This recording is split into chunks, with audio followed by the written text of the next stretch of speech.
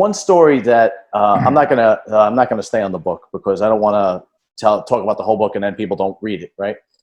The one story I'd like you to tell is that you were into prison. You actually helped somebody. You helped somebody that in prison that you didn't know well, but he had gotten. Oh, right. And then you instructed him what to do the next day. Right.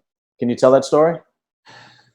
Well, I had to change it a little bit because it was worse than what I put down. Worse than what you wrote in the book? Yeah, it was a lot worse. My wife says, you're going to get people sick to their fucking stomach as well.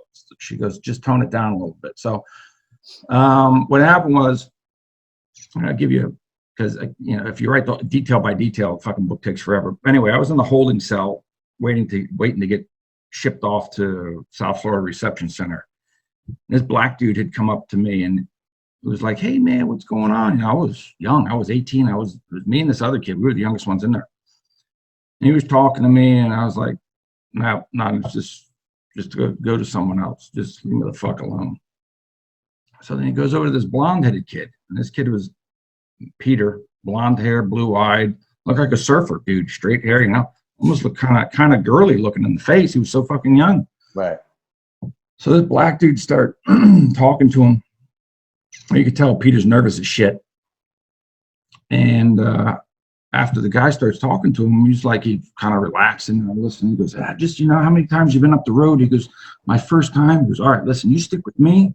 And he goes, I've been up the road, I don't know how many times. I know a lot of people there. Whatever you want, I can get it for you. I get you more food. We'll work out together. He's really selling this fucking kid. He goes, when you get out, you'll be jacked up. You'll have all the bitches and da-da-da. So I'm just listening to what he's saying. And then Peter gets up and goes somewhere. There's some separation. I don't know what the fuck happened exactly. But as I hear the black guy, he's over next to me and he's talking to his friends. Now, I think I might have left this part out of the book because this was the nasty part. I hear this guy tell these other people, he goes, man, I'm going to f that pink little and I'm going, oh, shit. Oh, fuck. What this? He just goes on and on and on how he's going to get up inside this fucking kid's shit. Right. And I'm like, oh, Jesus. So then Peter comes back and they're black, shucking and jiving and shooting shit. And one side of me said, go tell Peter, stay the fuck out of there. And the other side said, mind your own fucking business. Right. Mind my own fucking business. Yeah. So it was time for a cell assignment where they're signing cells. And they're calling out, all right, Caucci, you're in this one. So-and-so, you're in this one. So-and-so, you're in this one. Some guys got single cells. Other people were doubled up. It just depends. There wasn't that many people there. Well, I got a single cell. Peter got sent by himself over somewhere. And the black dude was by himself too. And the black dude had went. And Peter said, hey, you want to stay with me? And he goes, I can. I'm over here. He goes, well, if I can get you in my room, do you want to? Well, we play cards. They used to play spades. They used to play spades all fucking night long. And I'm watching this. I'm, oh, Jesus. So he goes, yeah, if you can. So the black dude goes to the deputy. It's like these guys they're not cops. They're fucking hacks. They're Broward County cop people, jail guards. Right. He goes, talks to them. They must know each other from the fucking street. Goes, hey, blah, blah, blah, blah. He goes, yeah, sure. Changes his fucking room like that, and he goes up in there. So now those two are in the room right next to mine, and you got the air vent. If you're ever in the hole or in the joint, if you've got a connecting room, you can hear each other through the air vent. You can actually talk to someone the other end of the cell block through the air vent. The air ducts go all the way through. So as the night goes on, I hear these two yapping back and forth, back and forth, back and forth. And it gets to the point to where he tells them, hey, jump on down here. Let me talk to you. So now I'm starting to my heart's racing right now. I'm going goddamn story. So he ends up telling them, basically suck my dick. Oh yeah. And Peter's like, what? No, man, are you serious? Are you serious? Because you hear what I fucking blah, blah. And then he changes it up and he says, no, I was just joking. And now I'm like, oh, thank God. joking too.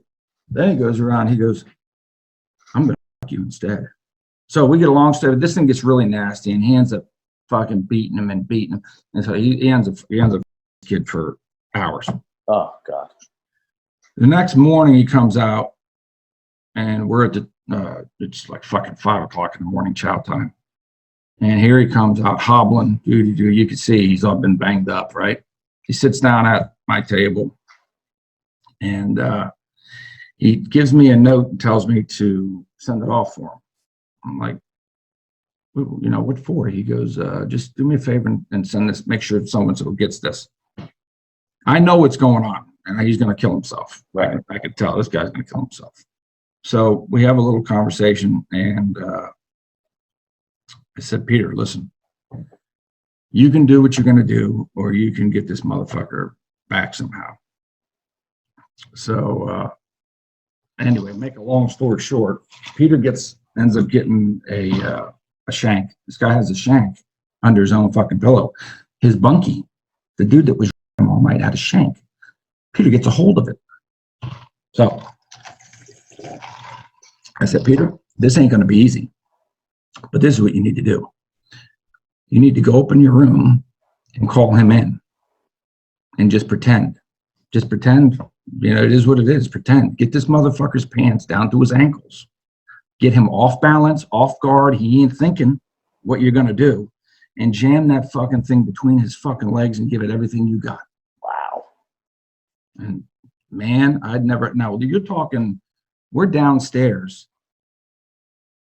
And there's quite some distance. He's on the second tier through metal doors. And this motherfucker yells out, he screams like, and everyone can hear it. Fucking, he got the son of a bitch really good. Wow. And yeah, Peter got him. Holy shit. I told Peter, I said, listen, once they find out what happened last night, once they find out and they check that you've been all night, you're going to probably go home. You're not even going to go to prison. Really? Oh, yeah. Really? Yeah, you got a lawsuit on him. Fucking, you know, you locked. First of all, he wasn't supposed to be in the room. Oh, right. I mean, he had them hands down. I mean, you're gonna rape them, they're gonna drop the fight, make millions of dollars, and he got raped all night. And there's no alarm button, you know. I mean, fuck, you're not. Plus, he's 18. This guy was up the road, must have been fucking 35, 40 years old. This guy wasn't small either. This was a big motherfucker. Wow. You know, he was no one to play with, right? And I said, once you just tell them what happened, they're gonna check your ass, and you're good. Hopefully, he didn't have AIDS, because back then that shit was running rampant. That's right. Yeah, that's right. You know? That's right. Yeah. But yeah, that was Peter's story, and he fucked that dude up nice.